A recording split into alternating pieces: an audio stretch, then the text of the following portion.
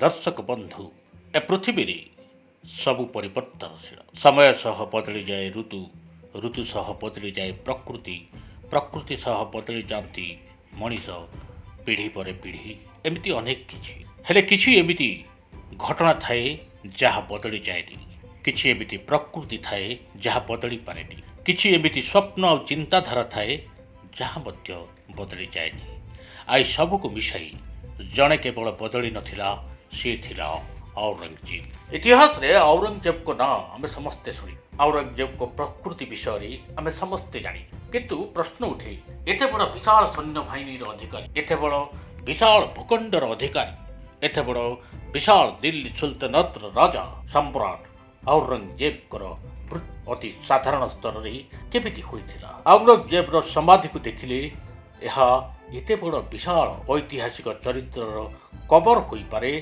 यह केही मध्य चिंता करि परिबो नाही। 1618 मसीह गुजरात जन्मग्रहण होइतिला औरंगजेब 89 वर्ष पर्यंत औरंगजेब शेष पर्यंत भी एक राजार अधिकार पाई चलाइथिले शासन अनेक जगह जय करथिले अनेक भूखंडर अधिकारी होइतिले किंतु 90 वर्ष बयस भी से जड़े 90 वर्षर वयस्क भली व्यवहार करुनथिले। तांकर जीवित अवस्था तांको छाड़ी तांकर भौणींकर परिवार स्त्री संतान समस्ते तांको छाड़ी चली जाइतिले। सेमानक मृत्युर साक्षी मध्य औरंगजेब होइतिले। तांकर जीवित अवस्था आत्मीय स्वजन माने मृत्युवरण करथिले। एपरिकी 89 वर्ष बयस बेले तांको पाखरे परिवार कहले केवल 3टी शहजादे थिले आजम मोजम आउ कामपाक्स एमान को छाड़ी देले औरंगजेब को आउ केही निजर नथिले। एही बयस रे भी औरंगजेब सैन्य तदारक करुथला। एही बयस रे भी सैन्य माने युद्ध केमिति करि परिबे ए कथा तदारक करुथला औरंगजेब।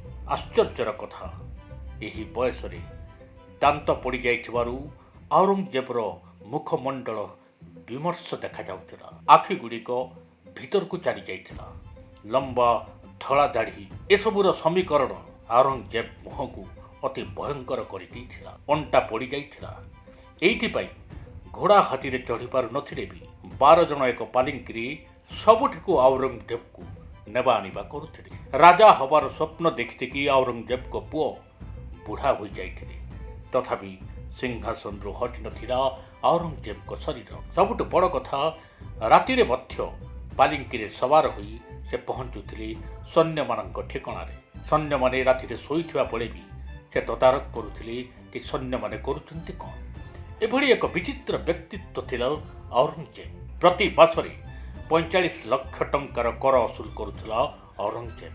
सबुठ बड़ कथा हला निज पई टंकाटिए मध्य से खर्च करू नथिले। जहा खर्च करुथिले मुगल सेनार विकास पई युद्ध रे खर्च होतबा अर्थ को अलगा साइति रखुथिले औरंगजेब। एही परिप्रेक्षी रे तांको पाखरे प्राय 9 लाख सैन्य मौजूद होइथिले। तेबे 1687 मसीहा बेलकु गोलकुंडा फट रे आक्रमण कले औरंगजेब। किल्ला भितरु जेतेबेले तोपर घन घन विस्फोरण तांको आख पाखरे पड़ुथला सेतेबेले औरंगजेब भाबुथिले जे गोटी गोला आसी तांको शरीर रे पड़िबो तांको नष्ट भ्रष्ट करिदेबो किंतु सेतेबेला पर्यंत तांको अधीन रे समस्त सिंह संप्रदाय सिंह राज्य तांको अधीनस्थ हेइथौ। से भय करू नथिले युद्ध को। प्रबल युद्धकर मानसिकता रे से अनेक लंबा युद्ध लड़िथिले। एपरिकी कहा जाऊ कि मृत्यु पर्यंत से युद्ध लड़िबा केबे हेले छाड़ी नथिले। एपरिकी तांको मारिबा पई सिख राजपूत राठौर मराठा जाट ए सबु संप्रदाय सबु बळे अहरह चेष्टा करुथिले। एपरिकी अफगान पठान आउ सिंहा माने मध्य औरंगजेब को शत्रु हो जाइथिले। युद्ध करिबा पई औरंगजेब को पाखरे अनेक लोक थिले। अनेक लोकर शत्रु होई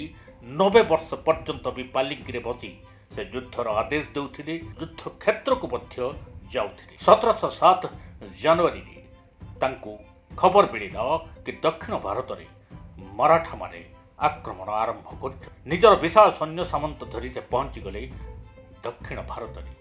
एठू आरंभ हला मराठा मानक सह युद्ध। तेबे सबुठु बड़ कथा हला 1707 रे ही ତାଙ୍କୁ ଏକ ପ୍ରକାର ରୋଗ ମାଡ଼ି ବସିଲା। ଏହି ରୋଗର ଯନ୍ତ୍ରଣାକୁ ବି ଭୁଲି ଯାଇ ମରାଠାମାନଙ୍କ ସହ ଲଗାତାର ଯୁଦ୍ଧରେ ଅବତୀର୍ଣ୍ଣ ହେଉଥିଲେ ଔରଙ୍ଗଜେବ।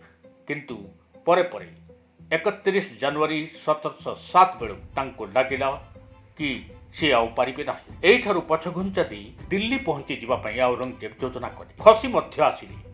ଔରଙ୍ଗଜେବ ପଛଘୁଞ୍ଚା ଦେବା ଜାଣି ମରାଠାମାନେ ତାଙ୍କୁ ଦୌଡ଼ାଇବା ଆରମ୍ଭ କଲେ। ଆଗରେ ଆଗରେ ଔରଙ୍ଗଜେବ, ପଛରେ ପଛରେ ମରାଠା, ମଝି ମଝିରେ ଯୁଦ୍ଧ ଏହି ସମୟ ଚାଲିଥିଲା। ପରିଶେଷରେ ଅହମ୍ମଦନଗରରେ ସେ ପହଞ୍ଚିଗଲେ। ଅହମ୍ମଦନଗରରେ ପ୍ରାୟ 4 ମାସ କାଳ ଏହି ରୋଗ ସହ ଲଢ଼ି ମଧ୍ୟ ମରାଠା ସହ ଲଢ଼ିଥିଲେ ଔରଙ୍ଗଜେବ। ଭୟଙ୍କର ଯୁଦ୍ଧରେ ମାତିଥିଲେ ଔରଙ୍ଗଜେବ। କିନ୍ତୁ ଏଇଠାରେ ହିଁ 3 ମାର୍ଚ୍ଚ 1707ରେ ତାଙ୍କର ମୃତ୍ୟୁବରଣ ହୋଇଥିଲା। ଏହା ପରେ ପରେ ତାଙ୍କୁ ଔରଙ୍ଗାବାଦ ପାଖର କୁଲଦାବାଦ ନାମକ ଏକ ଅଞ୍ଚଳରେ ତାଙ୍କର କବର ଦିଆଯାଇଥିଲା। ଏ କବରଟି ସାଧାରଣ ହୋଇଥିଲା। ତେଣୁ ଏଭଳି ଭାବରେ ମରାଠାମାନେ ନିଜଠାରୁ ଔରଙ୍ଗଜେବକୁ ଜୀବିତ କିମ୍ବା ମୃତ୍ୟୁ ଉଭୟ ପକ୍ଷରୁ ତାଙ୍କୁ ଛାଡ଼ିବାକୁ ପ୍ରସ୍ତୁତ ନଥିଲେ। ବିଜୁଳି ବେଗରେ ଖବର ଚାରିଆଡ଼େ ମାରିଗଲା କି ଔରଙ୍ଗଜେବ ମୃତ୍ୟୁବରଣ କରିଛନ୍ତି। ଏହା ପରେ ପରେ ବି ଅନେକ ରାଜା ଯେଉଁମାନେ ଥିଲେ ଶିଖ, ରାଜପୁତ, ମରାଠା, ଏମାନେ ସମସ୍ତେ ମୋଗଲ ସଲତନତ ଉପରେ ଯିଏ ଯେଉଁଠି ପାରିଲା ଆକ୍ରମଣ କଲା। ଏପରିକି ମୃତ୍ୟୁ ପୂର୍ବରୁ ଗୋବିନ୍ଦ ସିଂଙ୍କର ଏକ ଜାଫରନାମା ମଧ୍ୟ ଔରଙ୍ଗଜେବକୁ ପ୍ରାପ୍ତ ହୋଇଥିଲା, ଯେଉଁଠି ସେ ମୋଗଲକୁ ପରାସ୍ତ କରିଥିବାର ଖବର ଦେଇଥିଲେ। 3 ମାର୍ଚ୍ଚ 1707 ମସିହାରେ ଔରଙ୍ଗଜେବକୁ କବର ଦିଆଯାଇଥିଲା। ତେବେ ସବୁଠୁ ବଡ଼ କଥା ହେଲା, ଏହି କବର ପିଛା ସେ ଖର୍ଚ୍ଚ କରିବାକୁ ଚାହୁଁଥିଲେ ନିଜର ସ୍ୱ ଉପାର୍ଜିତ ଧନ। ଏକ କବର ବନାଇ ନିଜର ଟୋପି ସିଲାଇବା ପଇସା ହିଁ ଖର୍ଚ୍ଚ କରିବାକୁ ଚାହିଁଥିଲେ, ଯାହା ତାଙ୍କ କବରରେ ଖର୍ଚ୍ଚ କରାଯାଇଥିଲା ଏବଂ ଏହା ଅତି ସାଧାରଣ ଭାବରେ ତାଙ୍କୁ କବର ଦିଆଯାଇଥିଲା। ଏହା ପରେ ପରେ ଦିଲ୍ଲୀ ପାଖାପାଖି ମରାଠାମାନଙ୍କର ଚାଲିଲା ରାଜତ୍ୱ। ମରାଠାର ଏକ ବିରାଟ ଅଭ୍ୟୁତ୍ଥାନ ହୋଇଥିଲା ହିନ୍ଦୁସ୍ତାନର ମାଟିରେ। ଏଭଳି ଭାବରେ ଏକ 90 ବର୍ଷର ଅନହବର ଯୁଦ୍ଧ କରୁଥିବା ଜଣେ ବ୍ୟକ୍ତି, ଯିଏ କେବେ ଚିନ୍ତା କରିନଥିଲା ଯୁଦ୍ଧର ବିକଳ୍ପ ଶାନ୍ତି ହୋଇପାରେ, ଯିଏ କେବେ ଚାହିଁଥିଲା ସମଗ୍ର ଭାରତବର୍ଷକୁ ନିଜ ପାଦରେ ଦଳି ଦେବା ପାଇଁ। ଏମିତି ବି ଭାରତବର୍ଷର ଅନେକ ସ୍ଥାନକୁ ସେ ନଷ୍ଟ କରିଥିଲା, ତଥାପି ଯୁଦ୍ଧ କରିବା ହାରି ନଥିଲା ଏବଂ ଯୁଦ୍ଧ ଛାଡ଼ି ଯାଇ ମଧ୍ୟ ନଥିଲା।